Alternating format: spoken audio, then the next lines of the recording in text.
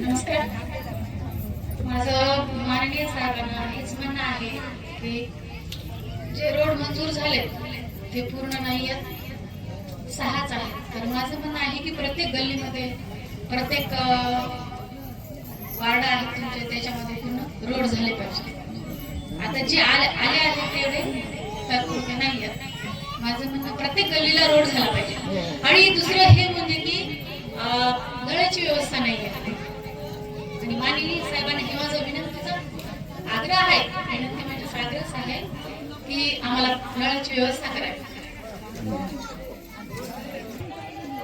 मी नळाचे संबंधित असं सांगू इच्छितो की आता 152 कोटीची समांतर पाणी पुरवठा योजना अजितदादांनी गेल्या महिन्यात मंजूर केलेली आणि त्या समांतर पाणी पुरवठ्यामध्ये मी निवडून आलं की पहिलं काम माझा इथं पाईपलाईन आणि गटारी योजना 408 कोटीची जी अजितदादांनी मंजूर केलेली आहे परभणीसाठी, त्या गटारी योजना मधून मी माझ्या सर्व पूर्ण वार्डातली ड्रेनेज सिस्टम पूर्ण करायची मी जितकी मला माझ्याकडून होऊ शकते तितकं मी करणार.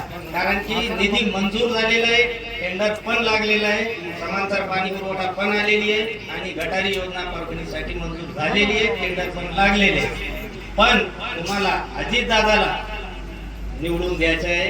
परभणीसाठी राष्ट्रवादीचे आम्ही उमेदवार आहोत आणि अजितदादा हे आपले वित्तमंत्री आहेत. आणि अजून पण काय आपल्याला लागत असेल तर आपण तिथं मागणी करून तिथून आपण लढून झगडून आणू शकतात. कारण की माझ्यासोबत सगळी लाडकी बहीणची ताकद आहे आणि अशी ताकद तुमची माझ्या पाठीशी राहू द्या, आमचे चारही उमेदवारचे पाठीमागे राहू द्या. मी तुम्हाला 100% आश्वासन हे काम मी पूर्ण करून देतो.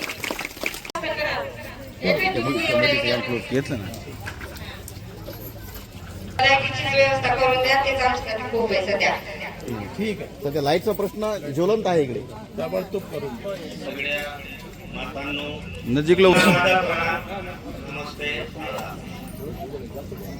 सगळ्या भगिनींनो, मला एकच विनंती करायची आहे तुम्हाला की येणारे 15 तारखेला तुम्ही घडीच्या चिन्हासमोरील बटन दाबून घडीचे चारही उमेदवाराला विजय करा ही माझी विनंती आहे. आणि जे मला बहिणीने सांगितलं आणि मी उमेदवार म्हणून मी आश्वासन देतो बहिणीला की लवकरात लवकर मी ती बसवण्याचा काम पूर्ण करण्याची कोशिश करेन. आपलं एक रोड आलेला आहे. रोड महिलांमुळे रोड होणार आहे, तर महिलांमुळे डीपी बसणार आहे. उमेदवार आहेत. प्रभाग क्रमांक 11 मधून 4 उमेदवार आहे. एक जाहिद भाई आहे, मुजाहिद भाई आहे, रिजवान भाई आहे आणि शाकीर भाई.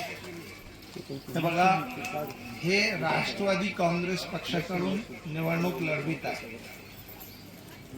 अनेक काँग्रेस पक्षाचे उमेदवार आहे, अनेक पक्षाचे उमेदवार आहे ते. परंतु आज सत्तामध्ये राष्ट्रवादी काँग्रेस आणि इतर पक्ष आहे. आज लाडकी बहीणची योजना मान्य अजित पवार हे वित्त मंत्री आहे, त्यांच्याकडून भेटत आहे.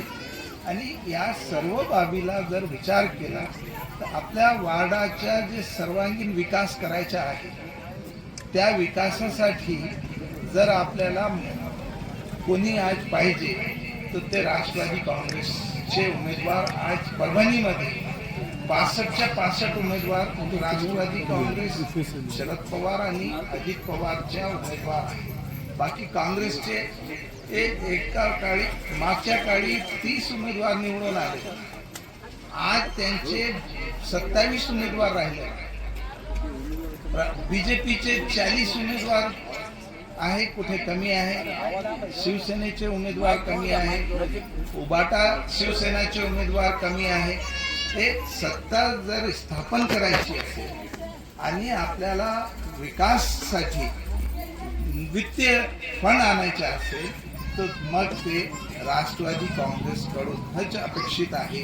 आणि त्याच्यामध्ये प्रताप देशमुख सारखे, अक्षय देशमुख सारखे आणि विटेकर साहेब जे आमदार आहे त्यांच्या नेतृत्वाखाली हे निवडणूक होत आहे आणि या निवडणुकीमध्ये आमची आपल्याशी हीच विनंती आहे की बघा, आपण विचार करून आपण घडीच्या चिन्हावर चारही बटन आपण दाबायचे आहे ही आपल्याशी मी अपेक्षा करतो आणि आपण सर्व मिळून या प्रभागाचा विकास करण्यासाठी कटिबद्ध आहोत आणि आम्ही वेळोवेळी आपल्यास मार्गदर्शन आपल्या राहील आणि आम्ही आपल्याला सर्व वेळेस आपल्याला उपलब्ध राहू आणि आपलं काम करू ही मी आपल्याला आश्वासन देतो आणि आपल्याशी विनंती करतो की 15 तारखेला आपण जर मतदान करायला जावं तर त्यावेळेस आपण घडीच्या चिन्हावर मतदान करावा